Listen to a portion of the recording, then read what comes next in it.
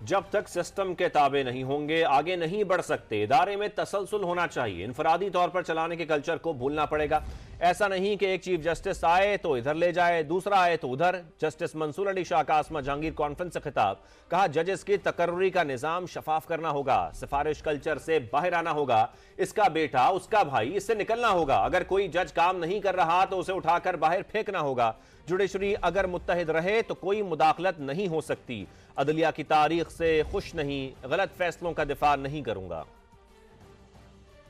There is now a great passion and a desire for reform of the institution itself, of the entire judiciary. And I want to share with you that it is high time that we put our house in order.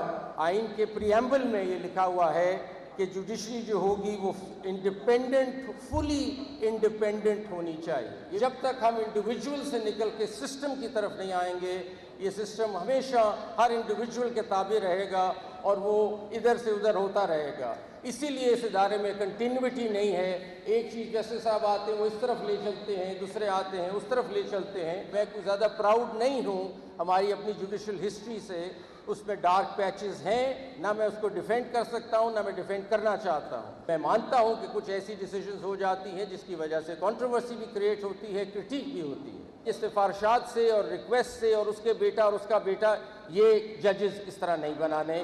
ہم نے جج بنانے ہیں merit پہ۔ اگر system چلانا ہے، جو جج پرفارم نہیں کر رہا نکال کے باہر کریں۔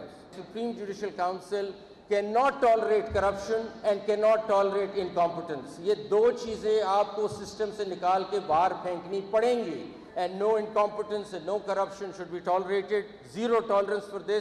Past میں جو بھی چیزیں ہوتی رہیں اس کا ایک مداوع ہو سکتا ہے۔ پریکٹس اینڈ پروسیجر کو ہم نے اسٹرینتھن کرنا ہے۔ ہم کلیکٹیو تھنکنگ سے آگے چلیں۔ یہ ایک آدمی نہیں چلا سکتا ادارے کو۔ دیر ہیز بین، آپ نے پاسٹ میں دیکھا ایڈونچرزم بھی بہت ہوئی ہمارے کورٹ سے۔ ایک آدمی جو سوچے وہ چل پڑتا ہے، ایسا نہیں ہونا۔